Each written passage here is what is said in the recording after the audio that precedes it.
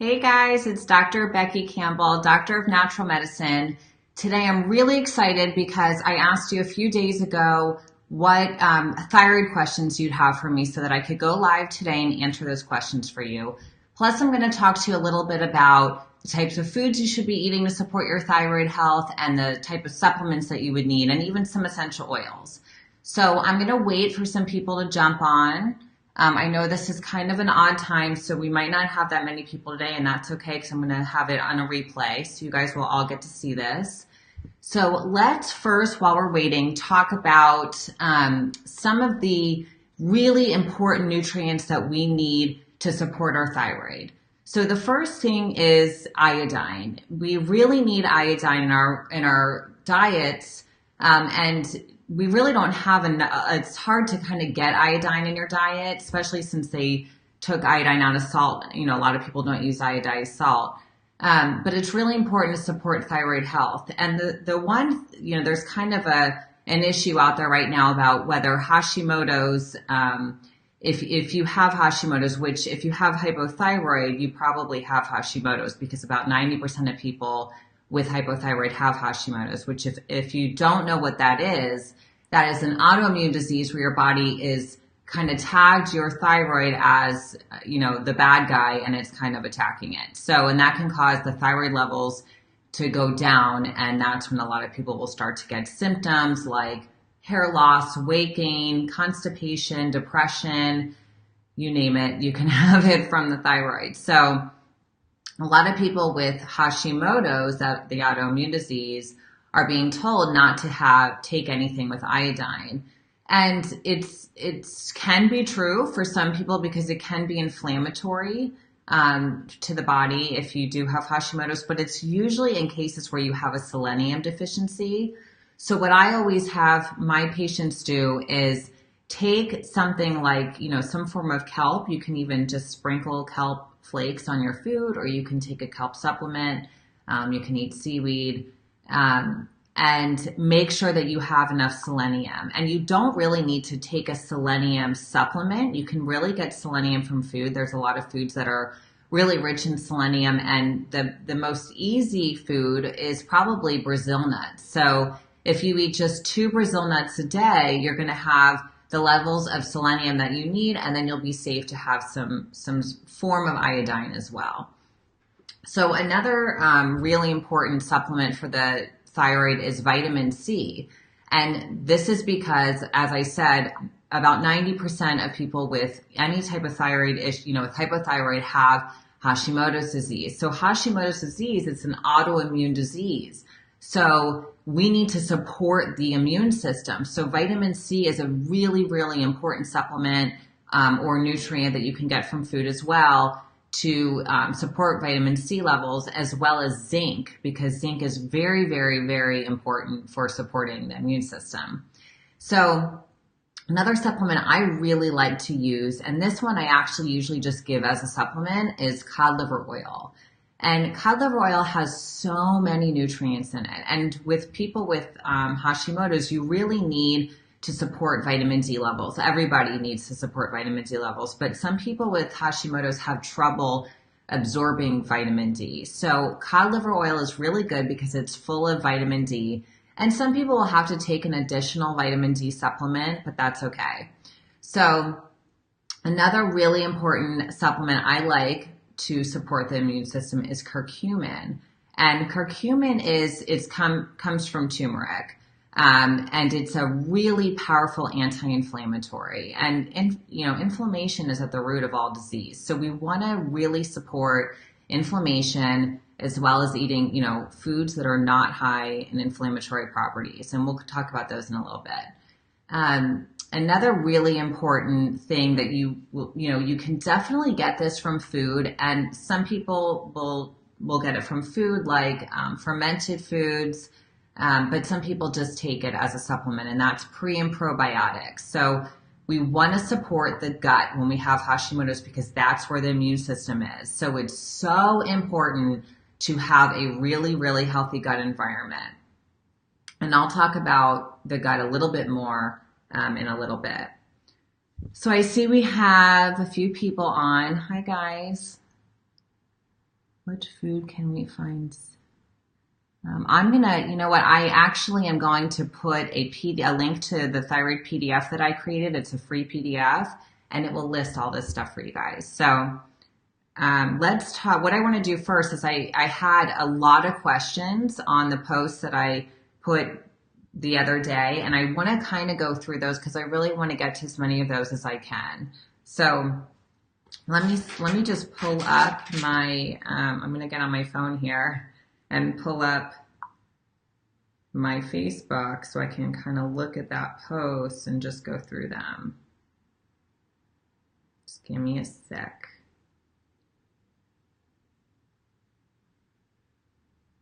Okay.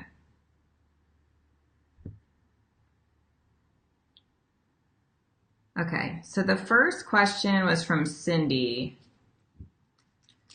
And I'm going to tell you guys right now, I'm not really going to go through and give individual advice on certain topics because I have to know more about you to really be able to do that.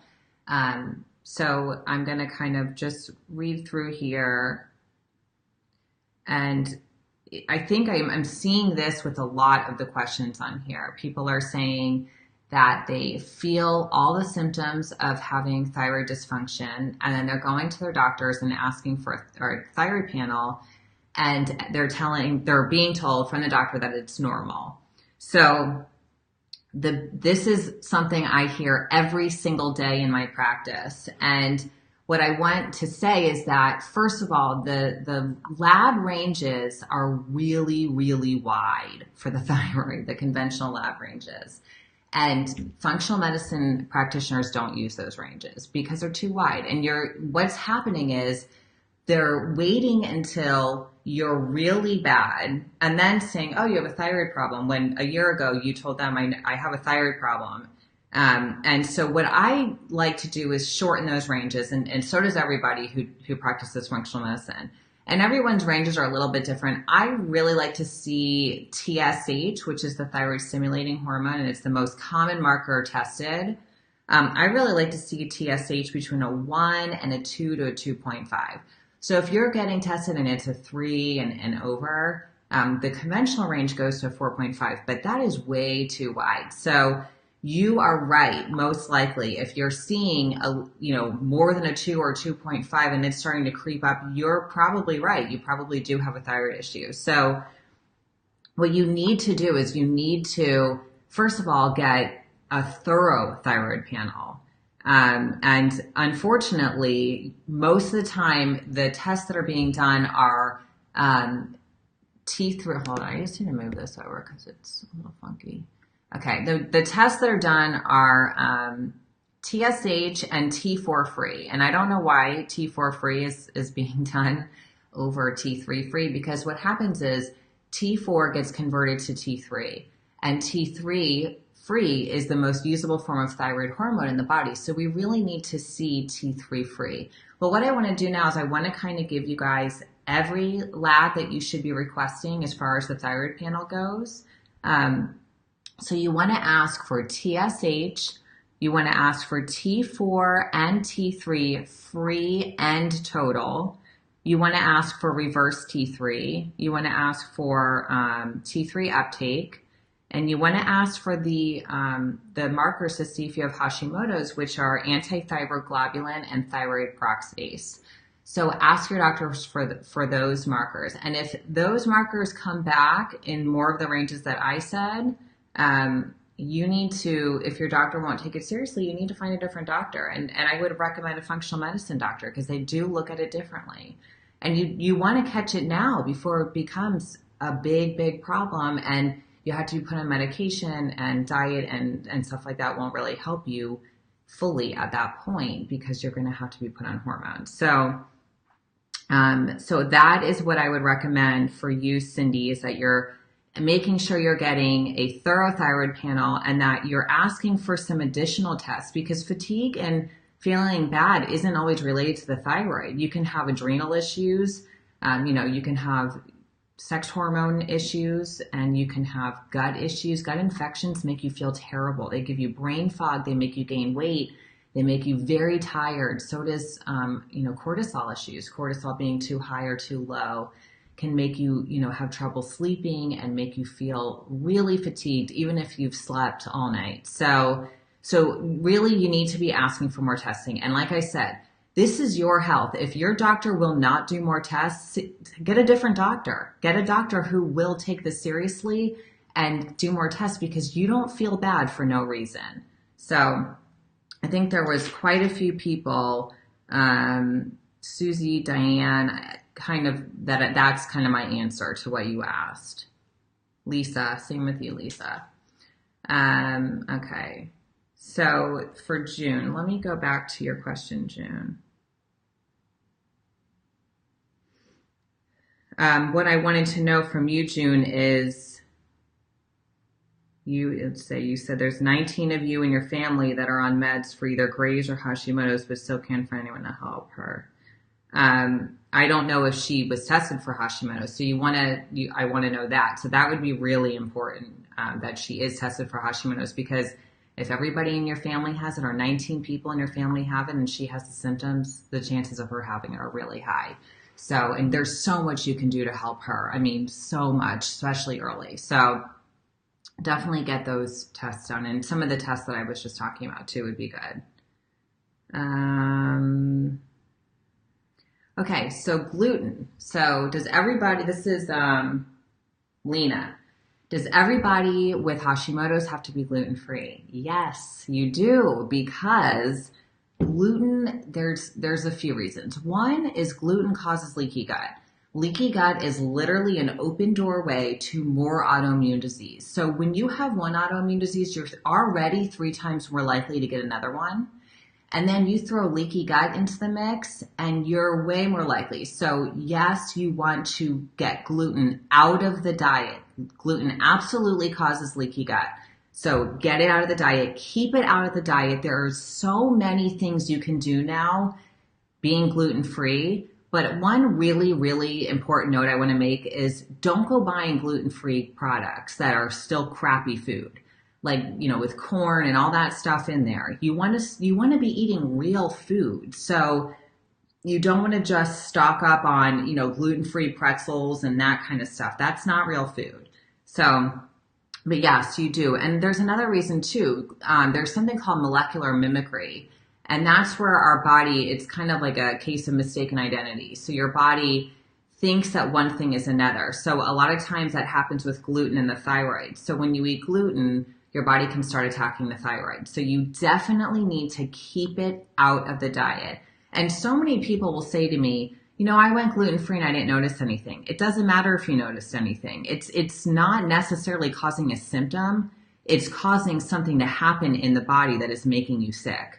So regardless of if you felt, better or not, without gluten in your diet, you still need to keep it out. All right, so let's see.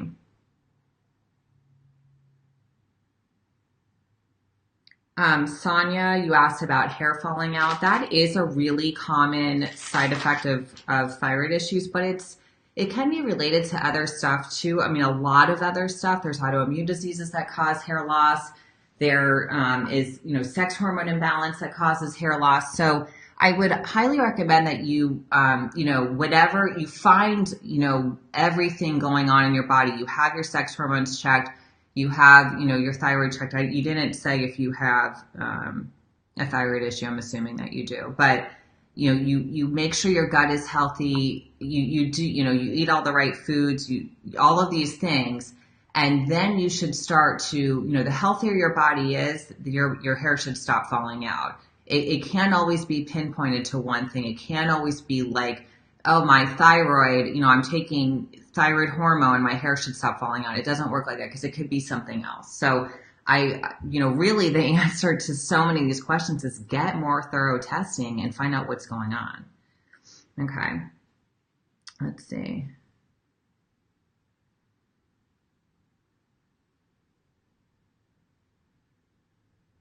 Let's see. Again, Diane, again, more testing, more thorough testing. Jessica Bryan. Hi, Jessica. I love you. She asked about if have you had patients that you felt Epstein-Barr virus was the cause for thyroid issues? If so, what do you do and recommend on how to rid Epstein-Barr besides a healthy diet? So the Epstein-Barr virus, I would say almost everyone has had. It's a very common underlying cause of thyroid dysfunction. Because what happens is that the virus doesn't really ever leave, and it kind of I thought I saw Jessica on here. It kind of just it can kind of reside after a while in your organs. So for a lot of people, that's the thyroid. So yes, I do think that it is one of the underlying causes for a lot of people. And what I recommend, sorry, this is bothering me. What I recommend is natural antivirals, like, lauricidin, which is monolaurin, derived from coconut oil, is amazing. I love that.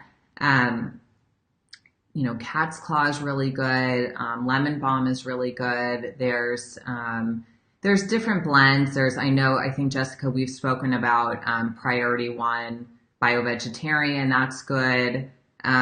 So really we want stuff that's going to support the immune system. And, there's a lot of natural antivirals. I mean, you could literally list probably 50 names of natural antivirals, but those are really good. And the stuff like that, Priority One Bio-vegetarian, you can take that long term and that will just kind of keep you supported. And then of course you want to have the zinc, the vitamin C, the curcumin, that type of stuff. Resveratrol is also really good too. Okay, so let's see. See if there's any questions on here. And a brand of vitamins. There's so many brands. There's not one specific brand I recommend. But what I can say is you want to look in the vitamins whenever you're purchasing, because you're going to purchase different things. Let's say vitamin C. Make sure that there's no gluten first, and make sure there's no fillers that are not good for you, like rice. I don't really like rice in supplements.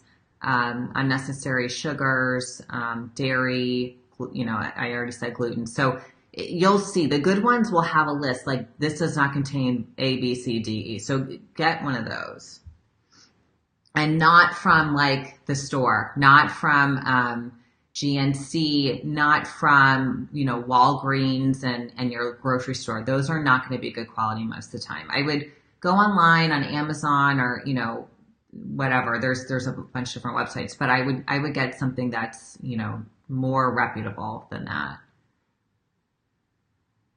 Douglas, I have a thyroid problem. Does it make you tired? Yeah, very tired for a lot of people.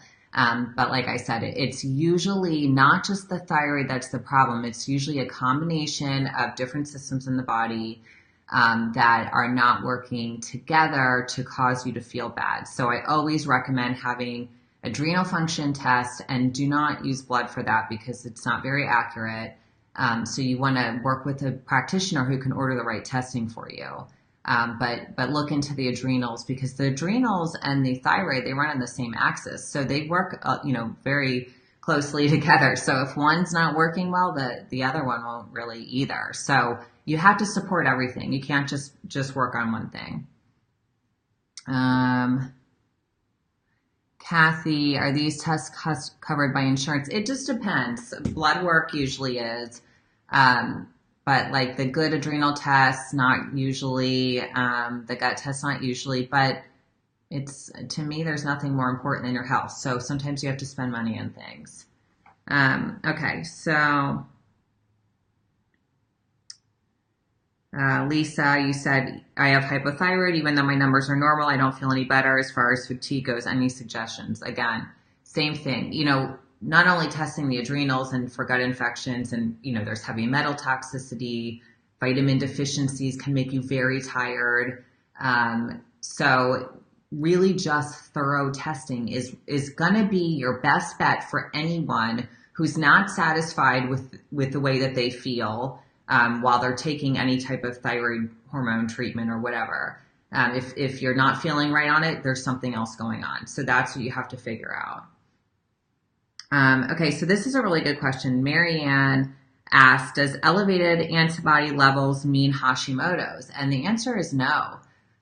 People definitely have elevated antibodies and on their testing, but you really have to have hypothyroid to have Hashimoto's. So if everything else is normal and you just have the antibodies, you may never get hypothyroid or Hashimoto's. So that's really important to know, because a lot of people are told that they have Hashimoto's, and some people, which is crazy to me, are put on thyroid hormone medication with normal thyroid numbers just because they have antibodies that are out of range. So that is not necessary. What you want to do is look at the immune system, look and see why you have these antibodies. And the way we look at the immune system is that we look at gut infections, leaky gut. We want to look for any type of yeast overgrowth, which is candida, SIBO, which is a bacterial overgrowth in the small intestine. Look at those things, and that, get the gut healthy, get those infections out of there. And that is the best way to support the immune system. So let's see, a couple more questions. Hi, Duff. Okay. Helene, what do I think about ashwagandha? I think ashwagandha is really good. Typically, I don't ever prescribe ashwagandha by itself. I like to do it, usually in a blend, because I really don't like single nutrient supplements, because then you end up taking a lot of different things. And I don't think that you should take a million supplements. So it is very good. And what ashwagandha is, it's an adaptogenic herb that helps with cortisol levels. And people do really well on it. But if you've had the adrenal testing and you can actually figure out if your cortisol is too high or too low, they'll usually take ashwagandha and they'll blend it with something else that's going to help for your specific situation. So, but yes, ashwagandha is good.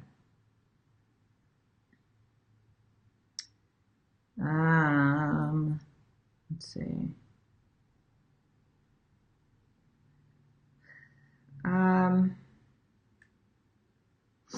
My thoughts on Armour thyroid medication. I think Armour's good, better than like Synthroid and levothyroxine.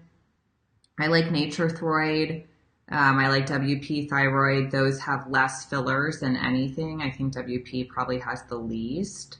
So that's important. And some brands of Synthroid have gluten in it, which is kind of ironic. But not everybody does well on the same thing. Like some people do really well on Nature Throid or Armour, and some people do really bad on it. And then some people do really good on Synthroid. So it's really hard. You really have to see what your body does best on. But yes, I would always recommend at least trying the non-synthetic version of anything that you can. So, and then there's also really good supplements. There's a really good supplement by a brand called Biotics. You can probably get it online, which I recommend that you don't. I recommend that you work with someone who can monitor this for you. But that being said, there's a really good supplement called GTA and GTA Forte. GTA Forte is a little bit stronger, so it really depends on your TSH levels, which one you need, which is why you should work with someone. But I've seen a lot of people get off of their thyroid medication totally and do better on something like that, and then doing, a really good thyroid supporting diet and the supplements that we talked about, and not need thyroid medication. And a lot of people don't need thyroid medication, but if you've been on thyroid medication for a while, don't ever take yourself off of it. Work with someone if you're going to do that. And you may not be able to get off of it, to be honest with you, but you can always do things to really support the thyroid and make you need as little thyroid hormone as possible, which is really key. So let's see. Can thyroid be hereditary, Douglas? Yes. I mean, a lot of it is. A lot of people who have Hashimoto's have it, in their family. But, as far as genes go, the role that genes play, it's about a 25% role, and the rest is environmental. So there's a lot that you can do, even if you have genetics for something. All right, let's see. Okay, I don't see any more questions. So, real quick, I want to go over some diet stuff. I really recommend that you, first thing is eliminate gluten, like we talked about. And you just have to get over it, to be honest with you. People complain about eliminating gluten. I mean, eliminate it or don't. You choose if you want your thyroid to be healthy. But you cannot have a really healthy body and thyroid function if you're eating gluten. That's my opinion, and I've seen a lot of research to back that. So get rid of gluten. I would definitely get rid of dairy, at least conventional dairy. Raw dairy has a different type of casein, which is non-inflammatory the way that conventional dairy is. But I would say at least for about 30 days, get rid of dairy. I would definitely say to get rid of grains, because grains they're an anti-nutrient, and they can be really inflammatory to the body as well. And you can do that for 30 days, and then you can try adding back in sprouted grains, which, look that up and you can find recipes how to do that, or you can even buy grains sprouted at this point. I personally don't eat grains at all, but a lot of people do, and they're fine. So it's really I'm kind of on the border with that. But if you can do that, and definitely eliminating sugar, I think that everyone should really focus, no matter what you have going on reducing sugar, because sugar is literally poison to your body. And it's just, there's so many alternatives. You can do maple sugar, you can do coconut sugar, honey, which has a lot of health benefits, maple syrup. So I would do that type of stuff instead of using regular sugar. And if you're, a sugar addict and you really have a problem with sugar, that's an even bigger reason to get off of sugar, because sugar truly is addicting.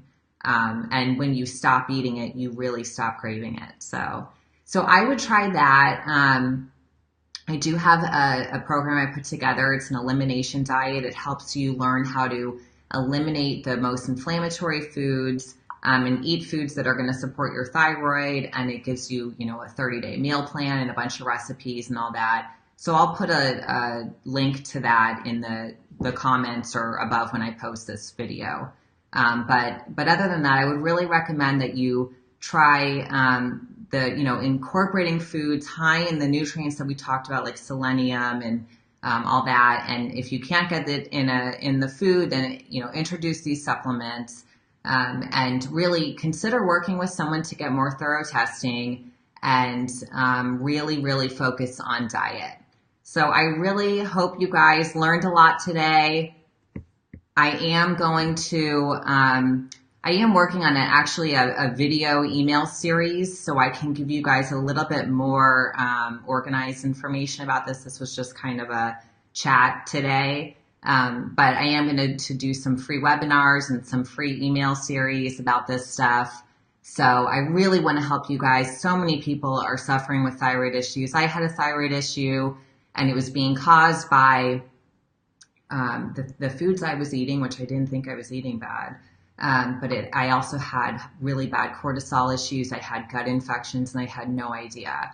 So, and doctors missed it because it wasn't in the normal ranges, what they consider their ranges. They didn't think it was out of range, but it was, and it was a big problem that made me suffer for a few years. So, and now I'm over it, and I don't have a thyroid issue anymore. And so this is kind of my goal, is to really help you guys the way that I have helped myself. So I'll be doing a lot more of this stuff, and you guys can feel free to always post more questions. I'll see this video later. It will be, emailed out to everyone on my email list, and it will be possibly posted on the page. So you can always reply to those emails with questions, and you can always make more comments once the video is already aired, and I can go back and I can help you by adding information about the questions that you guys ask when I do these video email series and these webinars. So for more information about thyroid issues, Hashimoto's, there's a lot of information, a lot of other issues that people are dealing with. Just go to my website at drbeckycampbell.com. I hope everybody has a really good day and a really good holiday coming up, and we'll talk soon.